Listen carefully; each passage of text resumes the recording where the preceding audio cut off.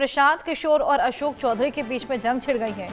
चुनाव से पहले पीके और अशोक चौधरी आमने सामने हैं। चौधरी ने पीके पर 100 करोड़ का नोटिस भेज दिया है।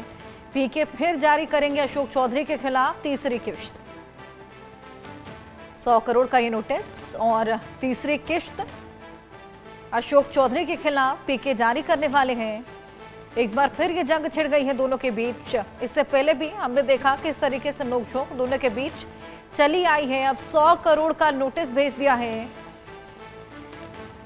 वहीं पीके अब एक बार फिर से अशोक चौधरी के खिलाफ तीसरी किश्त जारी करने वाले हैं। रितेश, इसको लेकर और जानकारी दीजिए।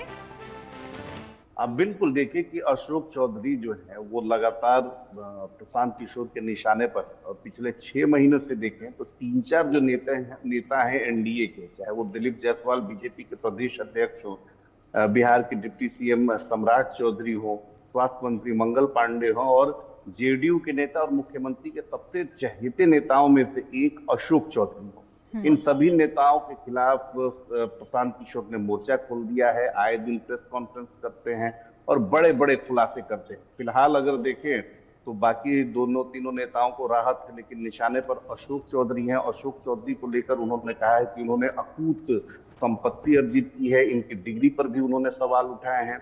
इनकी पत्नी के संस्थाओं पर भी सवाल उठाए गए हैं, और जिसको लेकर अशोक चौधरी सामने आए और उन्होंने प्रशांत किशोर को ये दावा किया कि आप तो ये सिद्ध कीजिए कि उन्होंने कहीं से अकूत संपत्ति अर्जित की है, कहीं वो धंधा है। उसके बाद प्रशांत किशोर ने कई सारे डॉक्यूमेंट्स सामने लाए और 200 करोड़ संपत्ति जो है वो अवैध संपत्ति जो अशोक चौधरी पर उन्होंने आरोप लगाया कि 200 करोड़ की संपत्ति जो है वो अशोक चौधरी ने विभिन्न माध्यमों से अपनी बनाई है। और इसी को लेकर अशोक चौधरी पूरी तरीके से बौखला गए। उन्होंने मानहानि का 100 करोड़ का मानहानि का नोटिस दिया है। हालांकि कोर्ट ने इसमें प्रशांत किशोर को कोर्ट में उपस्थित होकर और अपना पक्ष रखने की बात कही है। और प्रशांत किशोर के पास भी वकीलों की लंबी चौड़ी फौज है। उनके जो राष्ट्रीय प्रवक्ता है यदुवंश गिरी, वो भी काफी कद्दावर वकील है बिहार के। तो इस तरह से चीजें हो रही हैं, लेकिन ये सारी चीजें जो हैं वो राजनीति की हैं। लेकिन इसका असर अब कहीं ना कहीं अशोक चौधरी पर वो अपनी पार्टी में ही घिरते जा रहे हैं, क्योंकि उनकी पार्टी के ही प्रवक्ता है नीरज कुमार, उन्होंने भी सवाल उठा दिया। उन्होंने प्रशांत किशोर का बाकायदा एक पोस्ट जारी कर दिया जिसमें अशोक चौधरी पर कई सारे सवाल उठाए गए।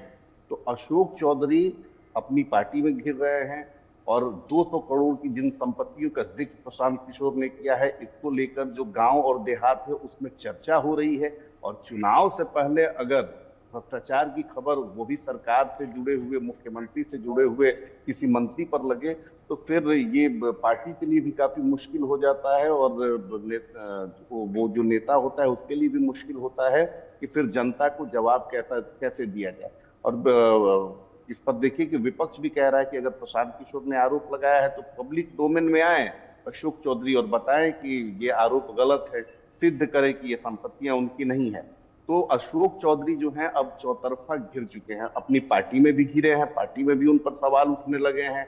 इसके अलावा प्रशांत किशोर ने तो एकदम उनके खिलाफ मोर्चा खोल ही दिया है। तेजस्वी यादव भी उनके खिलाफ मोर्चा खोले बैठे हुए हैं, और कांग्रेस भी जो है अशोक चौधरी, क्योंकि अशोक चौधरी जो है वो कांग्रेसी ही रहे थे, और कांग्रेस के कई विधायकों को तोड़कर उन्होंने नीतीश सरकार में एंट्री ली, मंत्री बने।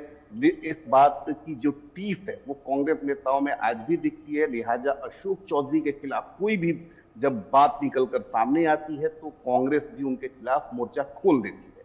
तो अशोक चौधरी चौतरफा घिरे हुए हैं। अब देखने वाली बात होती है कि इन 200 करोड़ की संपत्तियों का जो जिक्र हो रहा है उसको लेकर अशोक चौधरी क्या कुछ सफाई देते हैं, क्या कुछ साक्ष्य देते हैं। लेकिन अगर नहीं देते हैं तो उनकी मुश्किल बढ़ने वाली है।